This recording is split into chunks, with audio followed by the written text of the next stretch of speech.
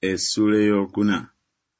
Awo Mukama waffe bwe yategeera ng'Abafalisaayo bawulidde nti Yesu ayigiriza era nti abatiza bangi okukira Yokaana, naye Yesu yennyini teyabatiza wabula abayigirizwa be, n'ava mu Buyudaaya n'agenda e Ggaliraaya nate, era kyamugwanira okuyita mu Samaliya. Awo n'atuuka mu kibuga eky'e Samaliya kye bayita Sukali, ekiriraanye olusuku Yakobo lwe yawa omwana we Yusufu, era mwalimu oluzzi lwa Yakobo. Awo Yesu yali akooye olugendo, n'amala gatuulira awo ku luzzi obudde nga ssaawa 6. Omukazi Omusamaliya n'ajja okusena amazzi. Yesu n'amugamba nti, "Mpa nnywe," kubanga abayigirizwa be baali bagenze mu kibuga okugula emmere. Awo omukazi Omusamaliya n'amugamba nti, "Ggwe Omuyudaaya, kiki ekikusabye okunywera nze omukazi Omusamaliya?" Kubanga Abayudaaya nga tebatabagana n'Abasamaliya. Yesu n'addamu n'amugamba nti, "Singa obadde omanyi ekirabo kya Katonda, n'oyo akugamba nti mpa nnywe bw'ali, ggwe wandimusabye naye yandikuwadde amazzi amalamu." Omukazi n'amugamba nti, "Ssebo, tolina kyakusenya, n'oluzzi luwanvu, kale oggyawo amazzi ago amalamu? Ggwe oli mukulu okukira jjajjaffe Yakobo eyatuwa oluzzi luno, eyanywangamu ye n'abaana be n'ensolo ze?" Yesu n'addamu n'amugamba nti, "Buli muntu yenna anywa amazzi gano ennyonta erimuluma nate, naye anywa amazzi ago nze gendimuwa ennyonta terimulumira ddala emirembe gyonna, naye amazzi gendimuwa ganaafuukanga munda mu ye ensulo y'amazzi nga gakulukuta okutuuka ku bulamu obutaggwaawo."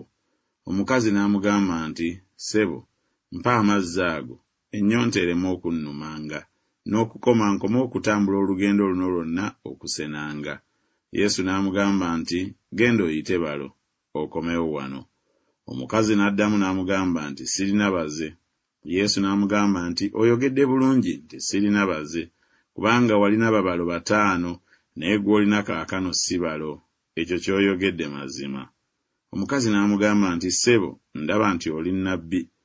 Bajjajjaffe baasinzizanga ku lusozi luno, nammwe mugamba nti Yerusaalemi kye kifo ekigwana okusinzizangamu." Yesu n'amugamba nti, "Omukyala, nzikiriza. Ekiseera kijja kye batalisinzizangamu Kitaffe ku lusozi luno newaakubadde mu Yerusaalemi. Mwe musinza kye mutamanyi, ffe tusinza kye tumanyi, kubanga obulokozi buva mu Buyudaaya.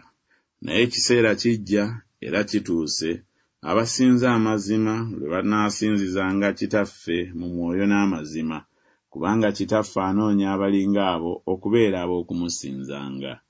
Katonda gwe mwoyo, n'abo abamusinza kibagwanira okusinzizanga mu mwoyo n'amazima."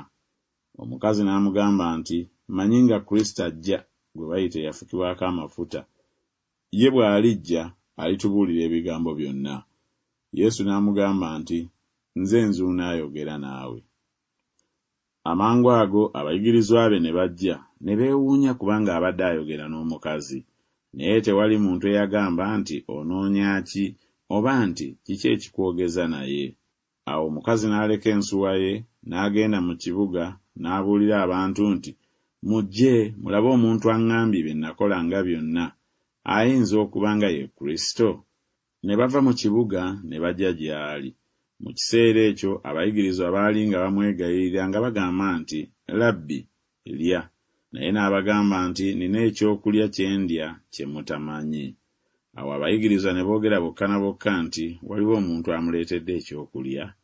Yesu n'abagamba nti, "Ekyokulya kyange kwe kukolanga eyantuma by'ayagala n'okutuukiriza omulimu gwe.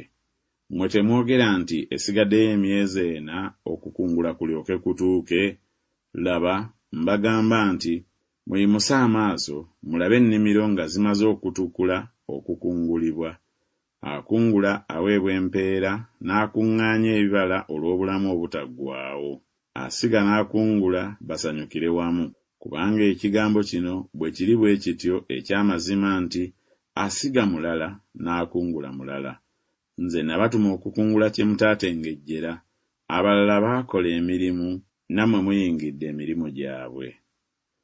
Ab'omu kibuga omwo Abasamaliya bangi kuba abaamukkiriza olw'ekigambo ky'omukazi eyategeeza nti, "Aŋŋambye bye nakolanga byonna." Awo Abasamaliya baatuuka waali ne bamwegayirira abeere nabo, n'asulayo ennaku 2. Bangi nnyo ne beeyongeranga okukkiriza olw'ekigambo kye, ne bagamba omukazi nti, kaakano tukkiriza, si lwa kwogerako kwokka, kubanga twewuliridde ffekka n'okutegeera tutegedde nga mazima ono ye mulokozi w'ensi. Ennaku ezebbiri bwe zaayitawo, n'avaayo n'agenda e Ggaliraaya, kubanga Yesu yennyini yategeeza nti nnabbi mu nsi y'ewaabwe tebamussaamu kitiibwa. Awo bwe yatuuka e Ggaliraaya, Abagaliraaya ne bamusembeza bwe baalaba byonna bye yakolera e Yerusaalemi ku mbaga, kubanga nabo baagenda ku mbaga. Awo n'ajja nate ku Kaana eky'e Ggaliraaya, mwe yafuulira amazzi envinnyo. Era yaliyo omukungu wa kabaka eyalina omwana we omulenzi yali alwalidde mu Kaperunawumu. Oyo bwe yawulira nti Yesu avudde e Buyudaaya ng'atuuse e Ggaliraaya, n'ajja gy'ali n'amwegayirira aserengete awonye omwana we, kubanga yali ng'agenda kufa. Awo Yesu n'amugamba nti, bwe mutaliraba bubonero n'ebyamagero, temulikkiriza n'akatono. Omukungu n'amugamba nti, ssebo, serengeta, akaana kange nga tekannaba kufa.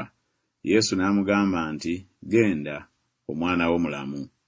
Omuntu oyo n'akkiriza ekigambo Yesu ky'amugambye, n'agenda. Bwe yali ng'akyaserengeta, abaddu be ne bamusisinkana, ne boogera nti, omwana we mulamu. Awo n'ababuuliriza essaawa mwe yassuukidde. Awo ne bamugamba nti, jjo obudde nga ssaawa ya 7 omusujja ne gumuwonako. Awo kitaawe n'ategeera nti mu ssaawa eyo Yesu mwe yamugambira nti, omwana wo mulamu. Ye n'akkiriza n'ennyumba ye yonna. Kano ke kabonero akookubiri nate Yesu ke yakola bwe yava e Buyudaaya okujja e Ggaliraaya.